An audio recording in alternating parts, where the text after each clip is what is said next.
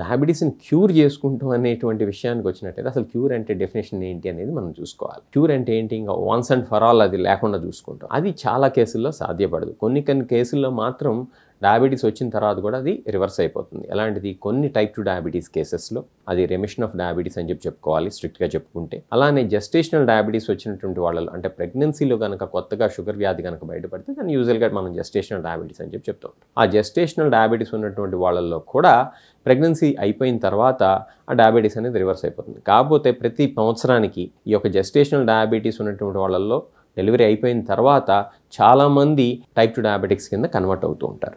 ఈ యొక్క ముఖ్యమైనటువంటి విషయాన్ని గమనించాలి.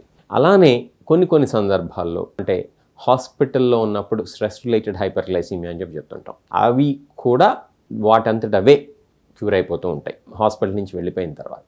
కాబట్టి కొన్ని సందర్భాల్లో మాత్రమే ఈ యొక్క క్యూర్ అనేది సాధ్యపడుతుంది.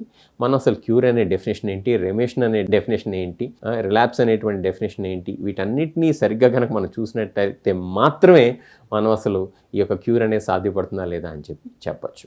మనం సింపుల్గా చెప్పాలంటే అసలు క్యూర్ అనేది ఒకసారి టైప్ 1 డయాబెటీస్ వచ్చాక సాధ్యపడదు ఇవాళ రోజున, అన్లెస్ వాళ్ళకి pancreas transplant, islet cell transplant అయితే అది కూడా కొన్ని సంవత్సరాలు మాత్రమే అది క్యూర్ అవుతుంది. టైప్ 2 డయాబెటీస్ విషయానికి వచ్చినట్లయితే కనుక క్యూర్ అనే పదం కంటే కూడా మనం రెమిషన్ లేదా రివర్సల్ ఆఫ్ డయాబెటీస్ అనేటువంటి టర్మ్ని వాడుకుంటాం బెటర్. అది కూడా కొంతమందిలో మాత్రమే సాధ్యపడుతుంది.